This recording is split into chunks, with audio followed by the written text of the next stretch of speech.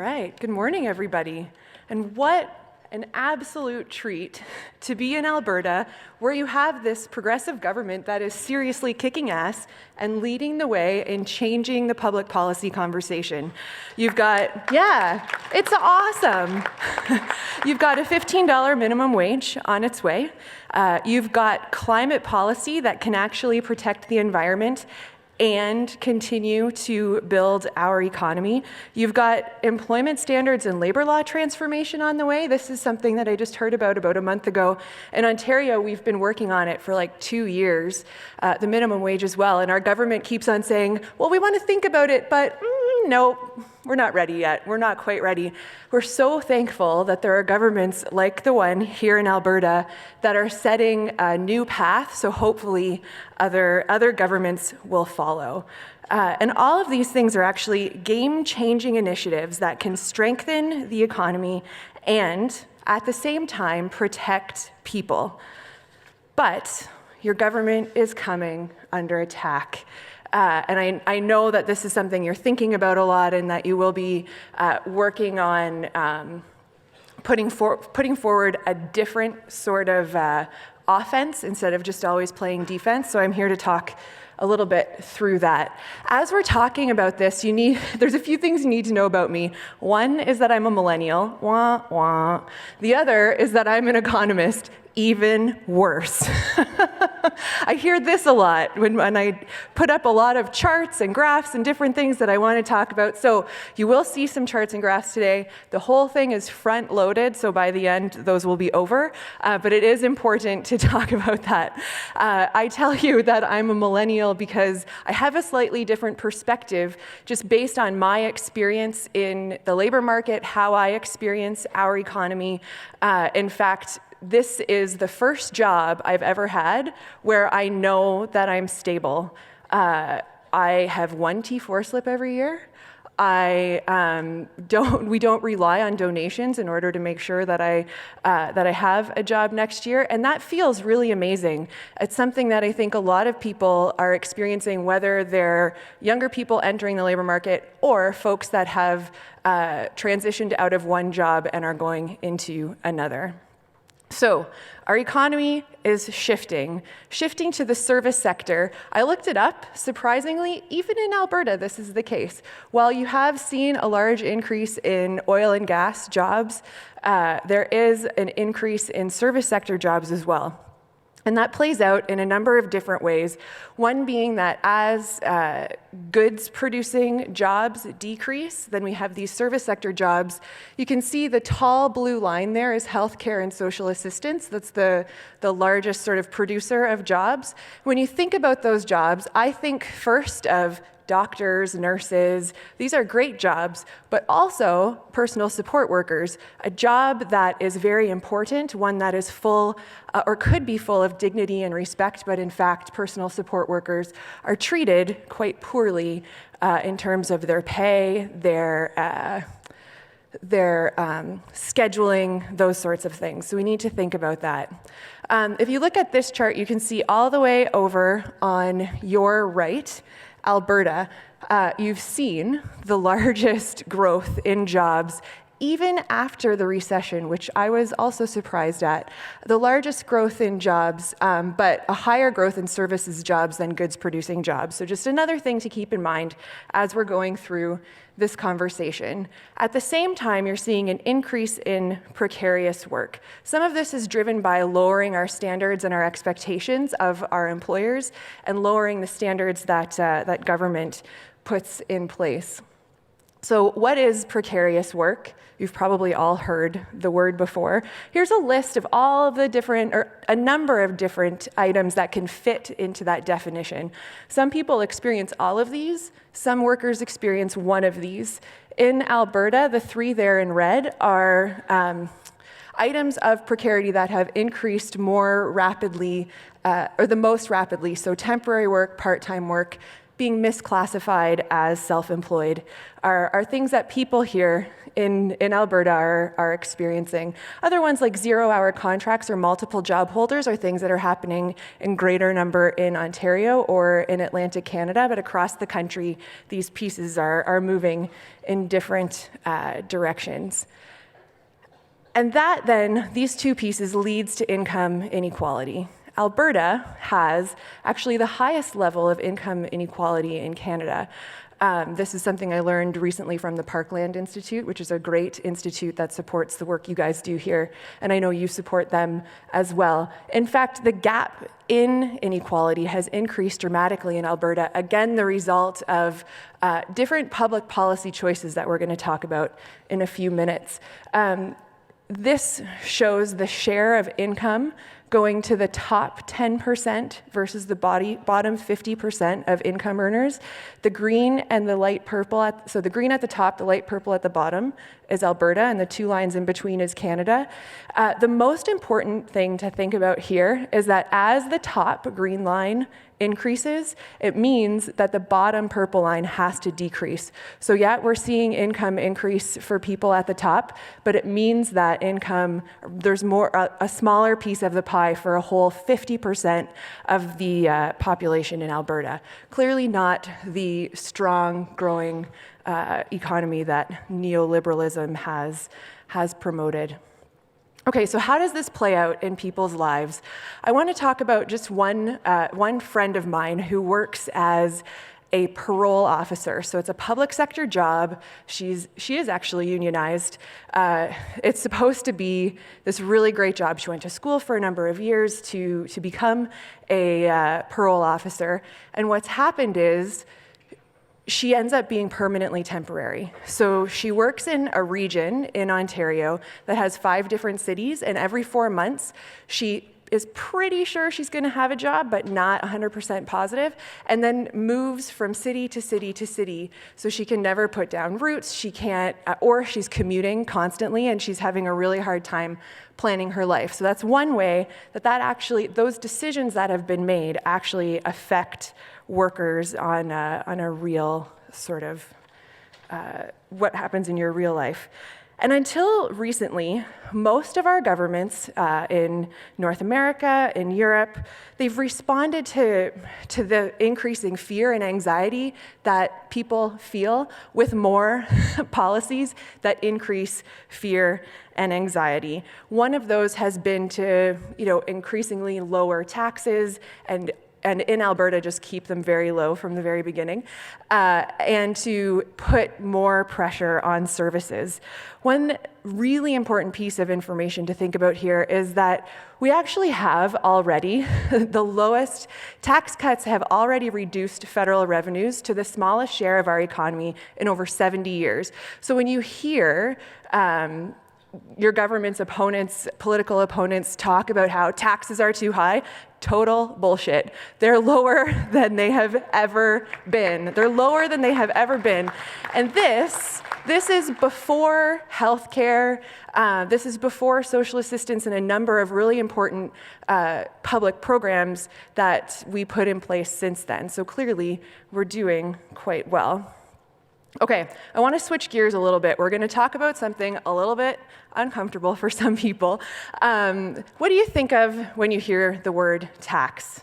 You can yell it out real quick if you want. I know that's unconventional. Service? Anybody else? Necessary. Lately, I've been thinking construction just because my ride to my parents' house is like 20 minutes slower than it used to be because of construction. But it also is important to make sure that our roads and bridges are in good shape. So I think about Brussels sprouts when I think about taxes. And I think about Brussels sprouts because while they taste terrible, unless they're covered in bacon fat and salted and fried, they're actually really good for you. They're really good for you, just like our taxes are really good for us. Taxes pay for very important public services that we rely on every single day.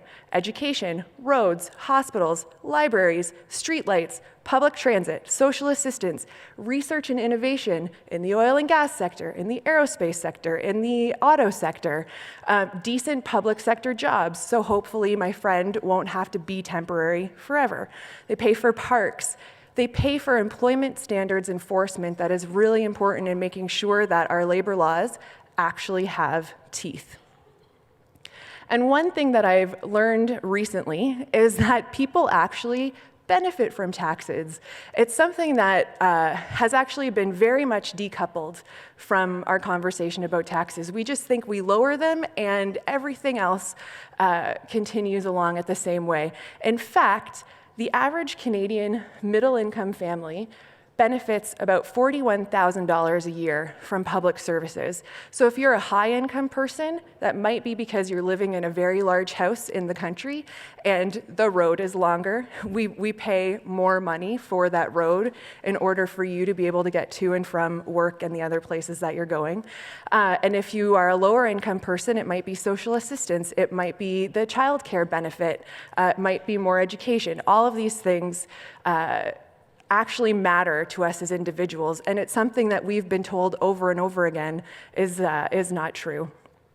As we've cut taxes, this is what's happened to public services. In fact, they haven't, at some point, the efficiency gains are over, and we've just been chopping at them and squeezing them and making them less effective in our everyday life. And that is something that we definitely need to change. The truth is, governments need to raise standards. Governments need to raise taxes. Governments need to raise expectations in order to undo the damage that's been done over the last 40 years.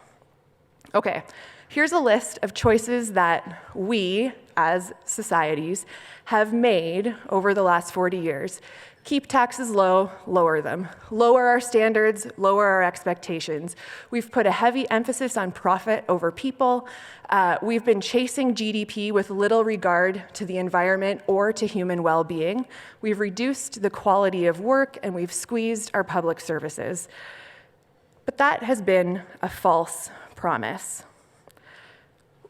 All of these things that we've done, we were kind of told that our economy would become stronger, we would become stronger, people would have the flexibility to do whatever they wanted. Kind of gives this sort of vision, right? Look at how strong this person is, how flexible. They could really sort of contort themselves into any different position.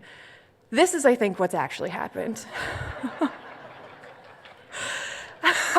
This is what's actually happened. How many of you have felt this way recently? I know I have. I have a great job, but man, do I have a hard time keeping up with everything that's going on.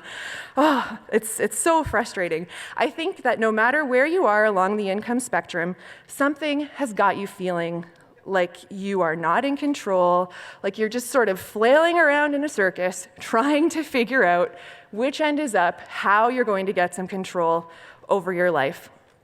It's not really the vision of strength, the vision of dignity that we were sold, is it? No. And the truth is that everyone deserves a life of dignity and a life with respect. And in this room, we know that every job can deliver security and stability to workers. Our governments actually have a very, very important role to play in that. It's something that we don't think about. Or we do think about it a lot, but people have told us, right-wingers have told us that we shouldn't pay attention or government just needs to get out of the way. This is not true. In fact, there are a number of policies that we could put in place that would make the situation better for people and actually grow our economy at the same time. Here's a list. A robust minimum wage. This is something that the Notley government is already doing, leading the way for the rest of the country. You might hear that the minimum wage has never been this high. It's going to destroy everything. In fact, if you look at the amount of money a full-time minimum wage earner earns in a year, compared to the poverty line, back in 1976, it was even higher than it will be in 2018. So was the economy horrible in 1976? Had it been getting worse? No, in fact, making sure that people at the bottom end of the income spectrum have enough money to spend in the community means that the economy will grow from the bottom up instead of from the top down, where people just keep the money in their pockets. Improve employment standards, and then also couple that with robust enforcement. You guys are doing that as well. In Ontario, we have spent 2 years going through an employment standards review process. And every month, or even virtually every week, the decision gets put off and put off and put off. So we keep on getting these promises, and it's not kept. Your government's keeping their promise, and doing something to lift the bottom for workers. Very important. Make it easier to join a union. Also very important. You know, in Alberta, it's actually one of the only provinces that has seen an increase in the unionization rate in the last 15 years. BC, on the other hand, has kind of fallen off the cracks. And our labor laws are built for large workplaces that have a whole bunch of people working in one spot and maybe even work in the same community. Very different than the situation now, where people in the services sector might work by themselves, like personal support workers, or actually work in very small workplaces. So it's something that needs to change. And then finally, a solid plan for a just transition, whether that's people who are losing their jobs in the oil patch, or due to climate change, and people who are losing their jobs or seeing transitions from new technology. Those are things that need to be thought about for the future. And then finally, don't groan about paying your taxes. Pay them so that we have the programs that we need in order to protect workers. It's something that I think about a lot, and this is a piece that we really need to remember. Government is actually a legitimate contributor to economic growth. Shocker. Down there at the bottom is the equation that we learn in Economics 101. Many of you have maybe seen this as well, where GDP is the sort of sum of consumption spending, business investment, and government spending. If we are lowering taxes and lowering spending all the time, then we're actually decreasing the growth of GDP. And it also means that we're decreasing the amount of money we have to spend on all of these things that people rely on every single day. Okay. So, a strong sort of yogi-like economy does not require less regulation and no legislation, but in fact, each piece of regulation, each piece of legislation can act as a little tiny muscle that supports people as they're moving through their life. Whether you're shifting from job to job to job because you want to, or because the economy is changing, we need public policy, government spending, in order to protect people all the way through. Thank you very much.